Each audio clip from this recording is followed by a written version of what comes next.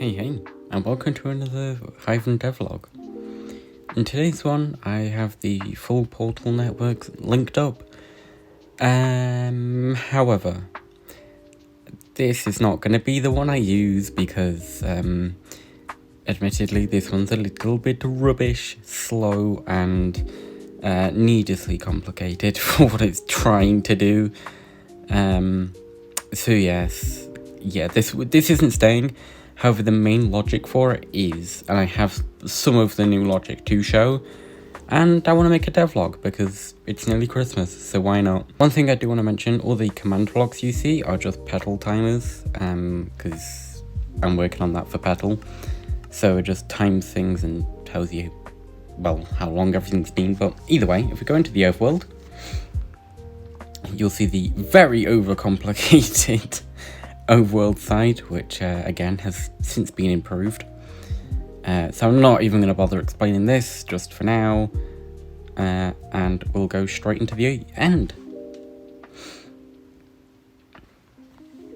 And this is the end side, well, what it is for now anyway, which is just our loader carts and where we put our packet. And I guess I'll just start this. You can see the overworld processing, the nether's reading the thing, and in a second we'll see that the portal has been lit, which is all good. And instead of sending another cart, I'll actually just be the cart really quick. As you can see, we get our cart back. So I am now the chest minecart because, yes, believe it or not, I am a chest minecart. And as you will see, we have now arrived here at the portal that we wanted. As you can see, it got removed perfectly fine.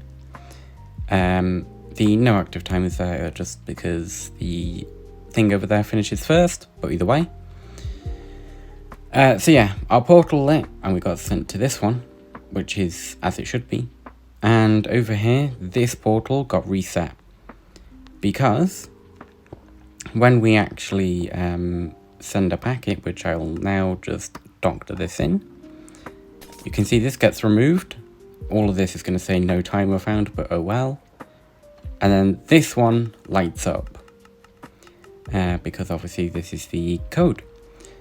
One thing I do want to mention is the portals here are slightly updated from what you saw previously. They're smaller, have inbuilt chunk loaders, and are just smaller.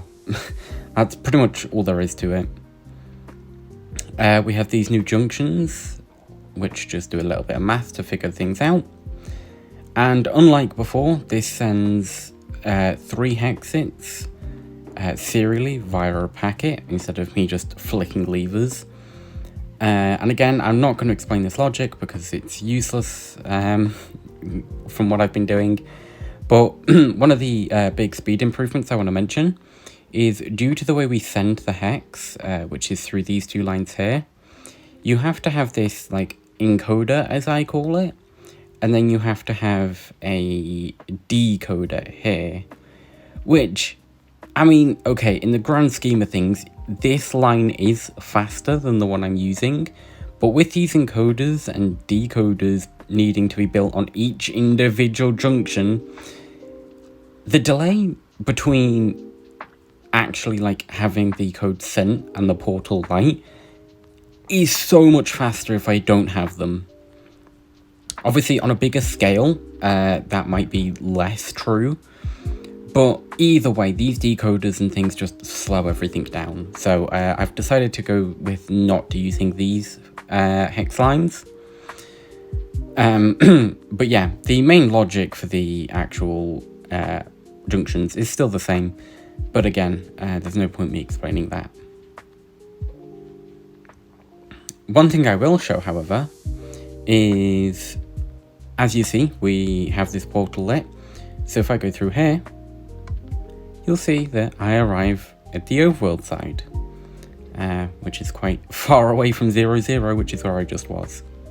Either way, let me show you the updated design. And so here you have it, the updated design that I've been working on this today. was going to say this past few days, but no, this was today. I did a little bit of it yesterday, but yeah, not really anything noteworthy. And I'm just going to walk you through the very big changes. The first one being how this all works. So in the previous one, again, I didn't show it because it was not relevant. But in the previous one, there was like 4 or 5 latches that were like, oh, well, the portal needs to toggle, so I'll have a latch for that. Oh, the hopper locking needs to toggle, I'll have a latch for that. Now it all just works off one latch, which is what most of this wiring is.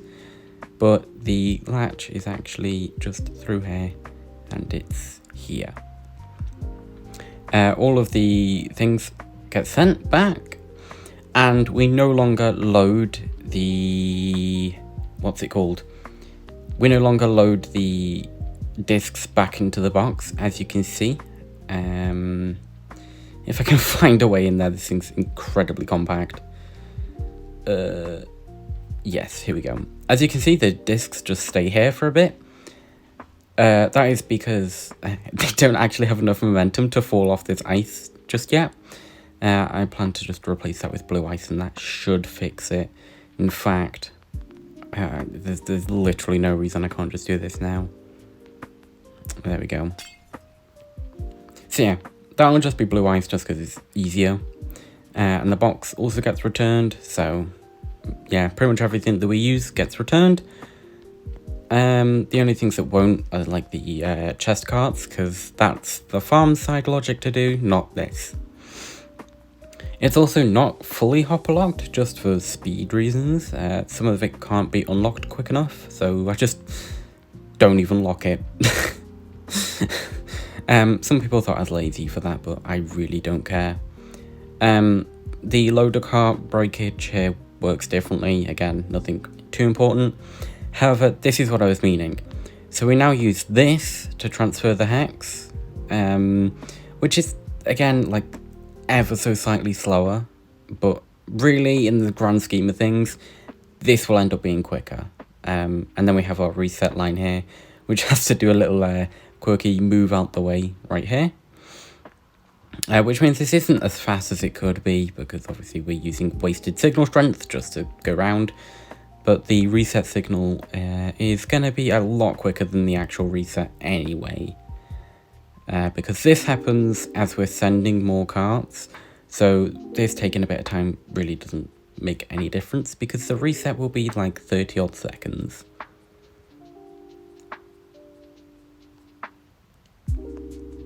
And with all of that, that's pretty much all of the new changes with this. Obviously, and the bottom logic here is, how can I put this? A lot more compact. It's so cool. Either way, that is all I have for this update. The next one, expect this to be completely done, just like the one I showed you. And I'll possibly start working on the remote bulk.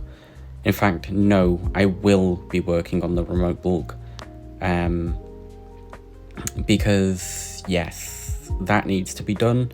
And I have a way to just paralyze everything now, so there's no queues or anything. Ooh, spicy. And it's mainly to do with the way these lovely, lovely split portals work, making my life so much better. And there is actually one last thing I want to show you before I end. You know how I said the other overworld design was very overcomplicated? Yeah. I always do that. This is the new one. Yeah, it's so much simpler. And before you go on about the fact I'm using a copper bulb with a toggle and that's me, remember, 2 carts have to come through here.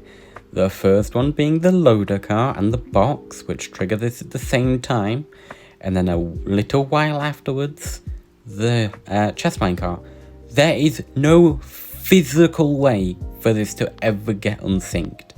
And if it is a problem later down the line, I will change it. But this isn't a problem. And it locks this so that the chest mine carts don't put their items into here. And it also starts my chunk loader. So yes, ignore the copper bulb. I promise you, it's fine.